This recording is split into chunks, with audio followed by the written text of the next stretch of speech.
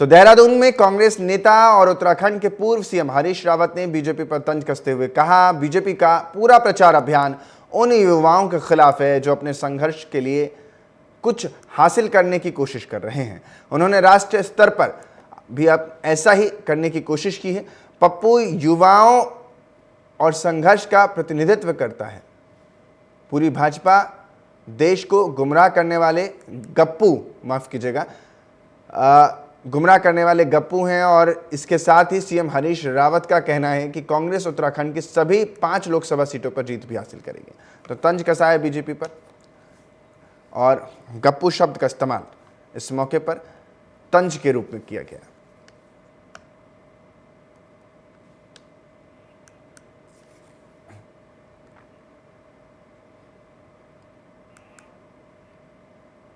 लोकसभा चुनाव के रण के लिए सभी सियासी दलों ने कमर कस ली है और इसी कड़ी में उत्तराखंड में पॉलिटिकल पार्टीज चुनाव ऑफिस खोलने में जुटी हुई हैं। टिहरी संसदीय सीट से भाजपा प्रत्याशी माला राज लक्ष्मी शाह ने मसूरी में आज चुनाव कार्यालय का उद्घाटन किया। चुनाव कार्यालय का बीते रोज उद्घाटन किया और इस दौरान भारी संख्या में भाजपा कार्यकर्ताओं के साथ ही मसूरी विधायक और कैबिनेट मंत्री गणेश जोशी भी मौजूद रहे। इस मौके पर टिहरी संसदीय सीट से भाजपा प्रत्याशी माला राजलक्ष्मी शाह ने कहा कि उन्हें जनता का पूरा समर्थन मिल रहा है और उन्हें उम्मीद है कि एक बार फिर टिहरी संसदीय सीट के लोग उन्हें सेवा का अवसर देंगे।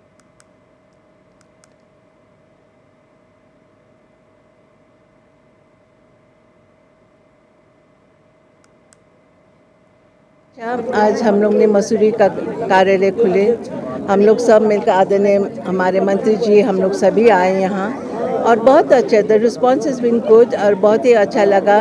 और क्योंकि ये समय ऐसा है कि वातावरण मुझे लगता है बहुत ही अच्छा है, हमें बहुत गुड रिस्पॉन्स भी मिल रहा है और लोग भी अच्छे लगते हैं। मगर इसका मतलब नहीं हम लोग को बहुत डिटेल में हम लोग जाकर काम करना भी, we should not take things for निश्चित ही जिस प्रकार से आज पूरा देश राममय है, पूरा देश मोदीमय है।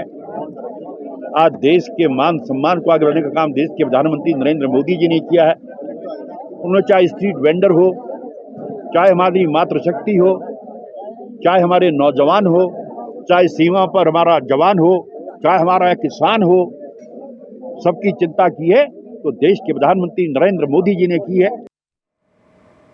हरिद्वार लोकसभा सीट पर बीजेपी प्रत्याशी त्रिवेंद्र रावत और निर्दलीय प्रत्याशी उमेश कुमार के बाद अब एक और निर्दलीय प्रत्याशी पवन कश्यप ने भी अपना नामांकन दाखिल कर दिया। पवन कश्यप हरिद्वार कलेक्ट्रेट पर अपना नामांकन दाखिल करने के बाद लक्सर पहुंचे हैं और अपने चुनावी कार्यालय पर अपने समर्थकों की बैठक उन्होंने ली। उन्होंने कहा कि अब हरिद्वार की जनता परिवर्तन चाहती है और उसे युवा नेतृत्व की जरूरत है।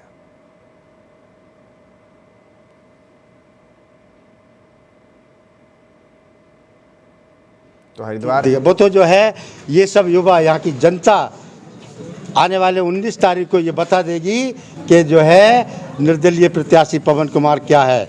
अपनी ताकत, इस जनता की ताकत से जो है हम लोग जीत करके आएंगे और दिल्ली की जो कुर्सी पर बैठ करके पवन को जो है यहाँ की जनता जो है सरताज मानेगी। और विकास के कार्यों में जो है युवा चेहरा है, अपने दिन रात एक करके जो है सड़क के निर्माण, स्कूलों का निर्माण, बिजली का निर्माण, ये सब करने में सफल रहेगा और सफलता की कुंजी पर पहुँचेगा। मंत्री है, लेकिन मेन क्या है, जब इन्होंने कहा था कि 35 लाख रोजगार दिए जा रहे हैं, वो रोजगार कहाँ है? जो ये समझिए नौकरियां निकाली गई थी, भर्ती निकाली जाती है नौकरी की, फार्म आ रहे हैं, लाखों लोग फार्म को भर रहे हैं। उसके बाद में क्या रहे हैं, नौकरी है वो फार्म भरे नहीं आ रहे हैं। जो फीस जा रही है वो कहाँ जा रही है? वो सरकार के खाते में जा रही है। वो जो बेचारा गरीब है 600 रुपये 700 रुपये फीस भर रहा है, वो कहाँ जा रही है? ना उनको वापस हो रही है। तो कितने फॉर्म देखिए कितने बेकार हो गए। तो उनका भी हिसाब देना पड़ेगा सबको कि वो सरकार जो नौकरियां निकाली है, नौकरी कहाँ है? युवा बेरोजगार है, कहाँ रोजगार मिला किसी को? अब कहते हैं राम मंदिर, देखिए राम जी हमारे देखिए पूजनीय भगवान जी है, लेकिन राम जी को नैया पार कराने वाले केवट जी थे, कश्यप समाज भी था। उत्तराखंड के पूर्व मुख्यमंत्री और कांग्रेस के दिग्गज नेता हरीश रावत ने केंद्र सरकार पर बड़ा हमला किया है। रावत ने विपक्षी दलों पर सत्ता के अत्याचार बढ़ाने के आरोप भी लगाए। उन्होंने सीबीआई, ईडी और एनआईए जैसी संस्थाओं के गलत इस्तेमाल की बात कही। उन्होंने आगे कहा कि एक तरफ सत्तारूढ़ दल ने इलेक्टोरल बॉन्ड के नाम पर खुली लूट करके अपने खजाने भर लिए, वहीं दूसरी तरफ कांग्रेस पार्टी के पास जो भी चंदा मिला उसके खाते सीज कर दिए गए और उन्हें इनकम टैक्स के नोटिस थमा दिए गए।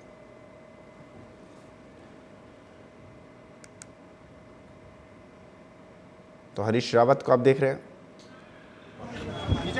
और जितना जितना विपक्षी दलों के ऊपर सत्ता का अत्याचार बढ़ रहा है, उनके ऊपर ED, CBI, income tax, NIA आदि के घोड़े दौड़ाए जा रहे हैं इनको रौंदने के लिए, जितना कांग्रेस को बिल्कुल पंग बनाने के लिए उसके खाते सीज किए जा रहे हैं, उन पर इनकम टैक्स की रिकवरी के बड़े बड़े दावे ठोके जा रहे हैं। और सबसे लोग ये समझ गए हैं कि जो विपक्ष कह रहा है कि लोकतंत्र खतरे में है।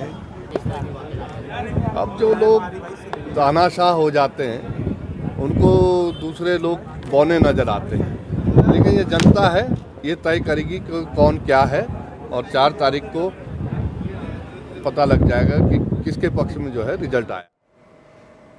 पिछले कई वर्षों से निष्क्रिय चल रहे लाल कुआं शहर कांग्रेस को सक्रिय करने का जिम्मा जिला कांग्रेस के महामंत्री को सौंपा गया। नैनीताल जिला अध्यक्ष राहुल छिमवाल ने कांग्रेस के जिला महामंत्री और पूर्व विधायक प्रतिनिधि भुवन पांडे को लाल कुआं शहर कांग्रेस अध्यक्ष नियुक्त किया है।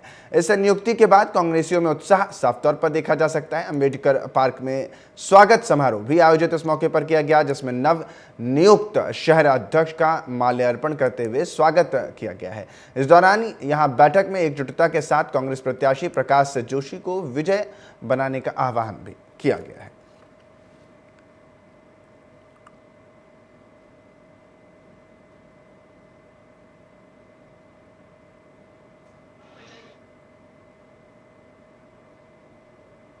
बहुत धन्यवाद मैं देना चाहता हूँ कि उन्होंने इस पद के मुझे योग्य समझा। और आने वाले समय में हम पूरे वार्ड घूम के, हमारा कांग्रेस का संगठन बहुत बड़ा है, कांग्रेस एक विचारधारा है, सब लोग इस टाइम भाजपा की नीतियों से इस टाइम त्रस्त है, इस टाइम जनता त्रस्त है।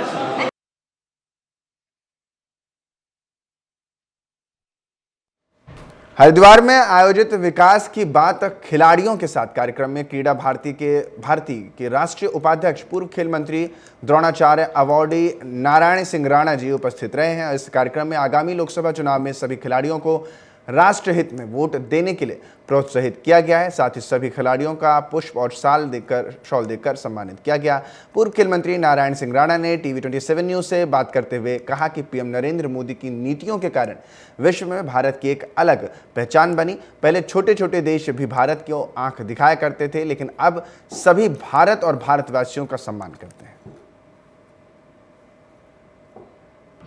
आज हमारे साथ मौजूद हैं क्रीड़ा भारती के उपाध्यक्ष और उत्तराखंड सरकार में पहले खेल मंत्री नारायण सिंह राणा जी। तो हम राणा जी, आज क्रीड़ा भारती का और त्रिवेंद्र सिंह रावत जी का एक कार्यक्रम था जिसमें उन्होंने सभी खिलाड़ियों का सम्मान किया है, तो आप कैसे उसे देखते हैं कि क्या कार्य हैं जो अभी सरकार को करने चाहिए जिससे कि उत्तराखंड राज्य में खिलाड़ियों का उत्थान हो सके? जो वर्तमान स्थिति है वो माननीय नरेंद्र मोदी जी के द्वारा जिस तरीके से पूरे दुनिया में एक हमारी पहचान बन गई है, जो पहले छोटे छोटे राज्य भी हमको धमकियाँ देते थे, अमेरिका जैसे वीज़ा नहीं देते थे, उन कंट्रियों में भी G20 के टाइम पे बहुत अच्छा प्रचार हुआ है। और वो मुझे लगता है कि खिलाड़ियों के लिए विशेष तौर पे, मैं खिलाड़ियों की बात करता हूँ, उन्होंने बहुत अच्छा काम किया है। पहले ये बोलते थे खेलोगे कूदोगे बनोगे खराब, बनोगे नवाब, पढ़ोगे लिखोगे बनोगे नवाब। आज उल्टा हो गया, जो खेल कूद रहे हैं उनको जॉब भी मिल रहा है और कैश अवार्ड भी मिल रहा है और उनके आगे ओलंपिक की तैयारी भी हो रही है, तो अभी बहुत अच्छी बात है। और आज की वर्तमान परिस्थितियों में मैं खेल अपने क्रीड़ा भारती का राष्ट्रीय उपाध्यक्ष हूँ। हमने पूरे देश में तकरीबन 12 लाख मेंबर बनाए हैं और 6 राज्यों में हमारा संगठन काम कर रहा है। हर एक ब्लॉक स्तर पे हमारे लोग हैं, तो ये अच्छी बात है कि यहाँ पे जो चुनाव हो रहा अभी, त्रिवेंद्र जी का एक अच्छा ये प्रयास था कि भाई खिलाड़ियों को भी जोड़ लें हम। बाकी लोग तो जुड़े हुए हैं और खिलाड़ी किसी भी कम्युनिटी का हो सकता है, वो मुसलमान हो सकता है, ईसाई हो सकता है, हिंदू हो सकता है, लेकिन वो खिलाड़ी है, वो देश के लिए खेलता है। हमारे खेल होने हैं, नेशनल गेम्स होने हैं और उसके लिए तो आपको करना ही पड़ेगा। सरकार को भी करना पड़ेगा, केंद्र सरकार का भी बजट है और प्रदेश सरकार को भी करना पड़ेगा। उसमें 35 खेलों का आयोजन होता है और 35 खेलों के अलग अलग जगहों पे आपको पूरी स्थापना करनी पड़ेगी। तो उसका काम तेज़ी से चल रहा है और उसके बिना काम हो ही नहीं सकता। तो वो अभी तेज़ी से काम चल रहा है और वो आने वाले समय में जो अब शायद मुझे लगता है अक्टूबर नवंबर में यहाँ पे नेशनल गेम्स हो जाएंगे। एक बड़ा हमको एक प्लेटफॉर्म मिलेगा आने वाले समय के लिए, ट्रेनिंग के लिए, खिलाड़ियों को तैयार करने के लिए। फिलहाल के लिए बुलेटिन में इतना ही। बाकी आप बने रहे हमारे साथ, देखते रहिए TV27 न्यूज़।